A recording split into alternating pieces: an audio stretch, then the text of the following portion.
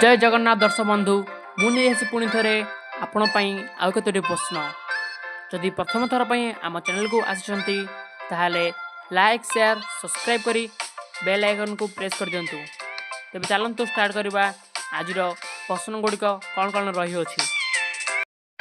आज प्रथम प्रश्न होची हनुमान पिला बेलर नाम कौन? Option A Ganesh, option B Hanuman, option C Bajrangi, option D Maruti. आपण मैंने जदि यार सठिक आंसर जानते ताहले कमेंट बॉक्स रे कमेंट कर जणांतु।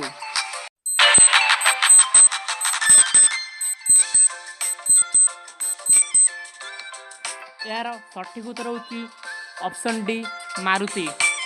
परवर्ती प्रश्न होची हनुमानकर पितांकर नाम कौन? Option A Nandi, option B Kesari, option C Ashok, option D Raghunath.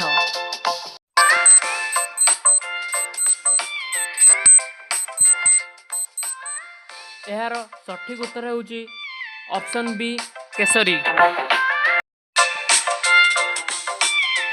परवर्ती प्रश्न होची पवनपुत्र किए?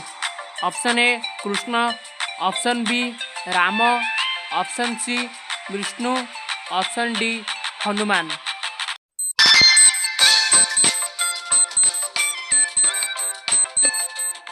यार सठिक आंसर होची ऑप्शन डी हनुमान। परवर्ती प्रश्न होची हनुमानकर स्त्री नाम कौन?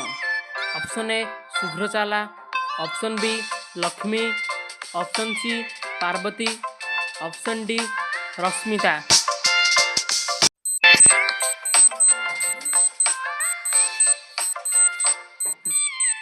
यार सठिक उत्तर होची ऑप्शन ए शुभ्रचाला। परवर्ती प्रश्न होची हनुमान केउं पर्वत को उठाई नहीं? Option A Himalaya, option B Paschim Ghat पर्वतमाला, ऑप्शन सी द्रोणागिरी पर्वतमाला, ऑप्शन डी नीलगिरी पर्वतमाला।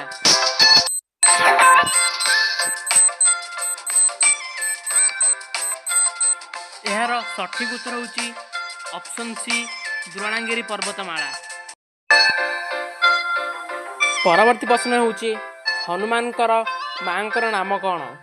Option A Parvati, option B Kasturi, option C Kaikeyi, option D Anjani. आपण मैंने जदि यार सठिक आंसर जानते ताहले कमेंट बॉक्स रे कमेंट कर जणांतु।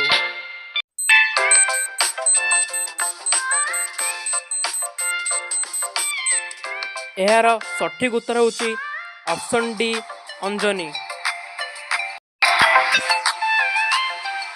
परवर्ती प्रश्न होची हनुमानकर अन्य नाम कौन?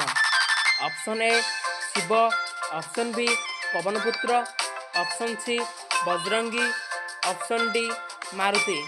आपण मैंने जदि यार सठिक आंसर जानते ताहले कमेंट बॉक्स रे कमेंट कर जणांतु।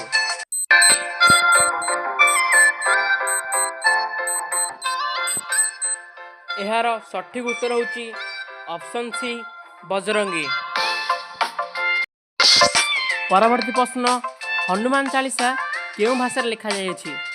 ऑप्शन ए हिंदी भाषा रे, ऑप्शन बी संस्कृत भाषा रे, ऑप्शन सी अवधी भाषा रे, ऑप्शन डी ओडिया भाषा रे।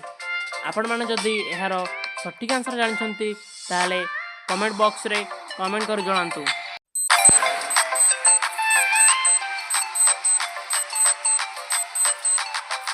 यार सठिक उत्तर होची ऑप्शन सी अवधी भाषा।